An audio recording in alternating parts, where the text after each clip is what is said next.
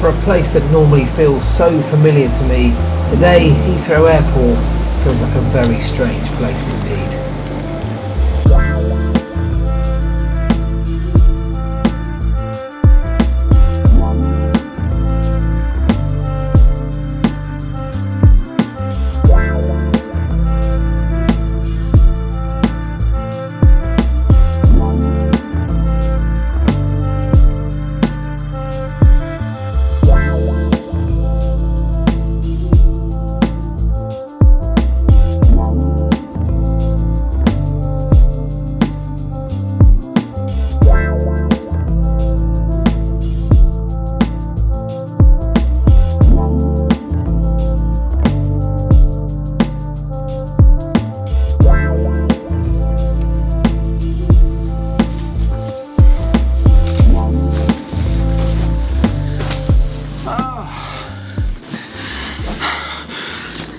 I hate those face masks.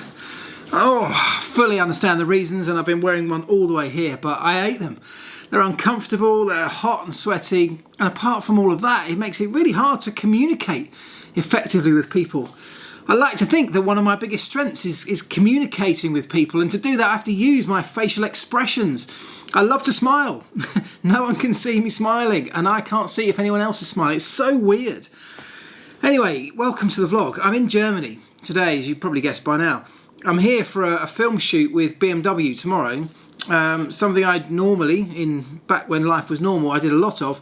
But that's the point. No, nothing's normal anymore. All my jobs got cancelled. I haven't worked effectively in my normal work for 3 months.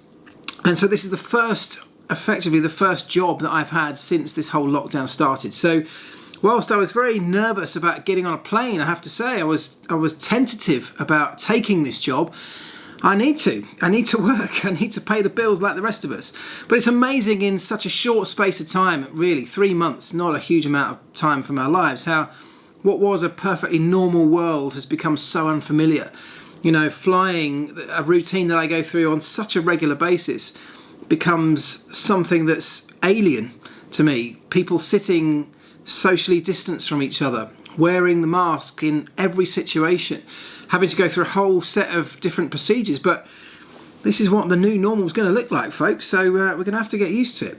Anyway, it's so nice to not be sat in a cramped cabin in these situations where you're so nervous about what's floating around you, not something that I've ever really considered before.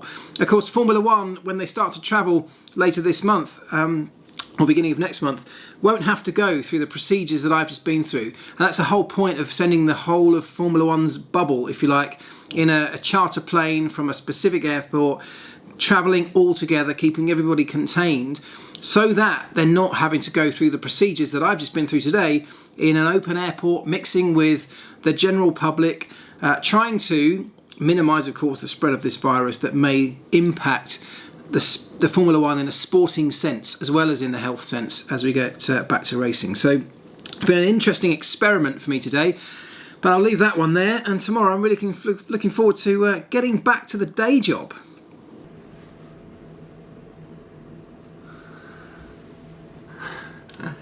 So I'm just setting up for tonight's live stream. Because it's Monday. So we always do live Q&A on a Monday, 9 PM UK time. So just because I'm in Germany doesn't mean that can't happen. I'm hoping that the hotel Wi-Fi is not going to be so flaky. There's only, like, the hotel just told me there's only 10% of the rooms, 300 room hotel, only 10% of these rooms are occupied. So I'm hoping there's so few people here, the Wi-Fi will actually be fine. And I've just done a test, it looks like we're good to go. So 9 PM we should be on.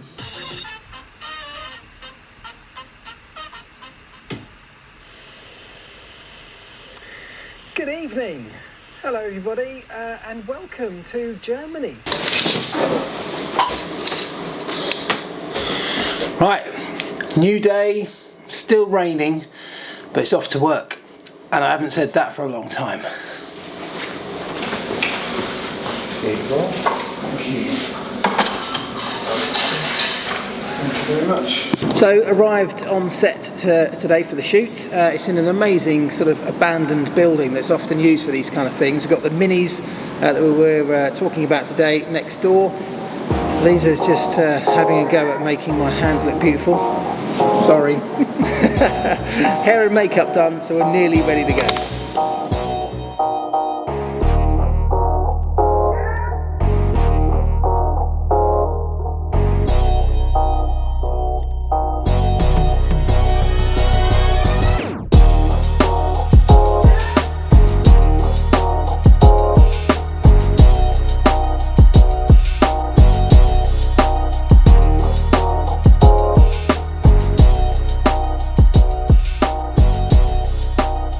So we are probably about 2/3 through the day now. It's been a long day so far, really busy day. We've got loads and loads done, but it's been really cool to be back in the thick of this kind of stuff.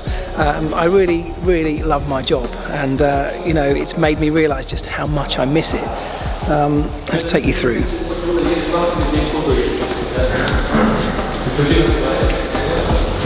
Can't really tell you about the specifics of what we're talking about in the video we're making today because it's all still embargoed, but obviously we are using a couple of minis through there, which are pretty cool cars.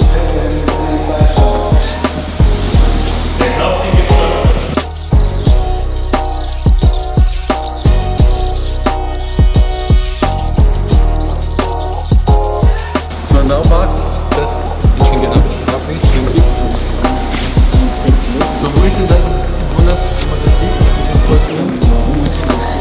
So that whole thing was basically to press one button. Probably took about 10 minutes.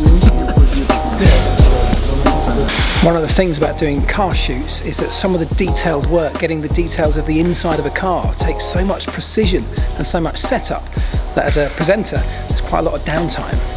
But it's also one of the reasons that I love working with these guys, because they're all such perfectionists, and it really reminds me of working in Formula One. Everybody's all about the detail.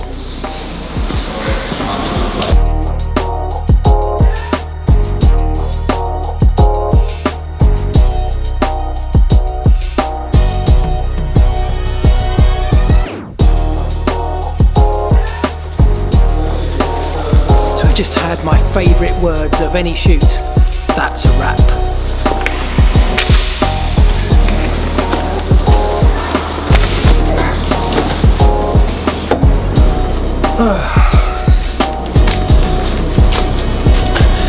That was a long day. I think we were shooting for 13.5 hours, which meant that at the end of that, all of the bars and restaurants, all the restaurants at least, were shut. We managed to find one kind of Italian type pizzeria that was open, and that was a weird experience. I've just been into a restaurant in Germany which was pretty crowded because it was pretty much the only place open, and I managed to get myself a spaghetti bolognese surrounded by people. It was such a surreal and weird experience. But then when I got back here to the hotel, I found the hotel bar to be open. And if you follow me on Instagram, you'll know just how excited that has made me. Getting a beer in a real glass, a proper pint, and there's football on the big screen that I've just been watching as well. Oh, I'm a happy man. I'm a happy man. And I'll tell you why else I'm a happy man, because today was the first day properly back at work, and that's me in my happy place, you know? Filming, cameras and cars are the things that I now love. This is what I love to do these days. Moving on from the world of being in the Formula One pit lane, which was a dream job, I found a second career that I genuinely love just as much, and I've missed it for 3 months. So to get back to work today was a really special moment, a special feeling. I'm knackered, but I'm really happy, and I've got a pint to get tucked into as well, so happy Elvis.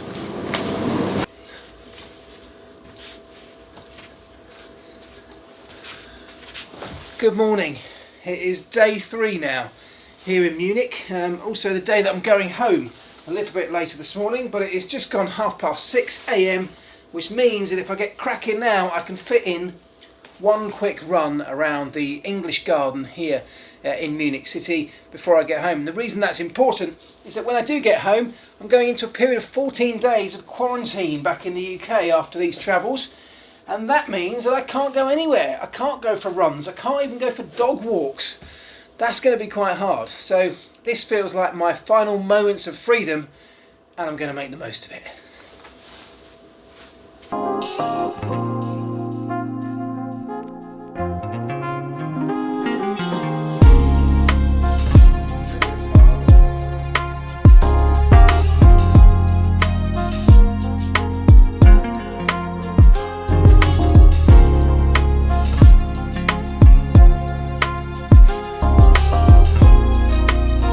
Now you know that I love good engineering. It's what I'm all about. I appreciate someone being really clever to solve a problem, which is why I love this.